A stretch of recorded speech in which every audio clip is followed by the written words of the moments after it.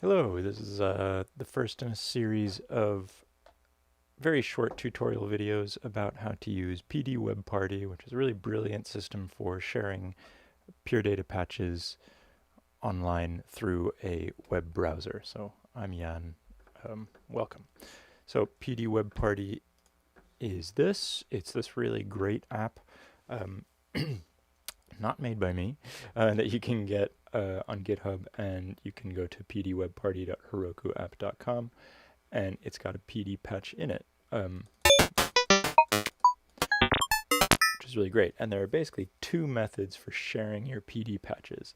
Well, for trying your PD patches in a browser, I mean. So you can either just grab a PD patch and drag it into this app, and it'll make it for you, and you've got it in the browser.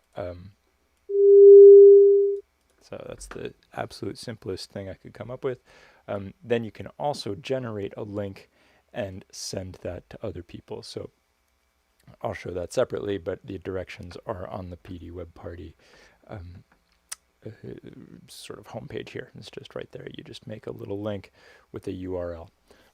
So I'll show you eventually how to do that in GitHub in a few more videos. So just to start with, I want to talk through each patch that I've made. I'll make an individual video for each patch that I've made that works very well within PdWebParty. Okay, so the first one I've made is this one. It's called simplest tone and volume, and basically you press that toggle and you bring up a volume, and that's it. Now you'll notice already that this patch looks slightly different than what it did online. So that's because the only things that get shown online in PdWebParty are things that are named. And within that, it has to be either a toggle, a bang, a slider, vertical or horizontal, or radio buttons, vertical or horizontal, or comments and a canvas. So that's all I'm using to show anything publicly is those things. So I've got a toggle and a slider and a canvas and a couple comments, and that's it. So this subpatch here, PD simplest tone, where all the actual patch is happening, is totally invisible when I share it publicly or put it on the browser. So that means, practically speaking, I've made a toggle and a slider, and the most important thing is as soon as you make them, go into your properties and make sure you've named them. So I've got send symbol here, on, off, receive symbol, receive, on, off. Okay, so anything you make has to be named as both a send and a receive. You don't need the label if you don't want. But once you've got something named, send and receive, and if it's one of the supported objects, then it will show up on the browser. So I've got that named. I've also made it to be orange and blue using these the colors system down here. And on this one, right click, properties, it's a vertical slider, and I've named it volume and receive volume. I've also got a canvas. The way canvas works is you have to click in the upper left corner to select it.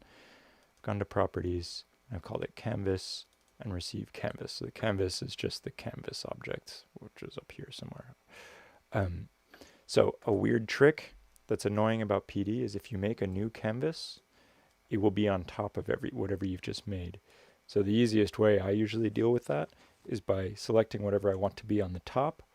I cut it, Command X, and then I repaste it back in place, and that puts it on top of whatever other canvas, whatever other thing I've made. So basically it puts it in order of where you've placed it. Okay, so I can delete this one. And now how I actually made this patch, I can click on my subpatcher. It's literally just an oscillator going at 400 hertz. I'm receiving on off, which was the send that I used from my toggle on off, right? Send symbol on off, so that goes there. I'm making this little thing into this little, I use that 0 to 1 as a variable over 50 milliseconds into line. That makes my on off not have a click, so it just fades it up very quickly, and then when I turn it off, it fades it down very quickly. And then similarly over here, I've got a volume, And just to smooth out that volume and make it sound a little better, I'm converting it into a signal through line. So this is my volume control over here going into a multiplication tilde object. And this is my on-off, which is essentially a volume, but just going to maximum and then minimum. So on-off into there, volume into here, out my audio card, and that's it.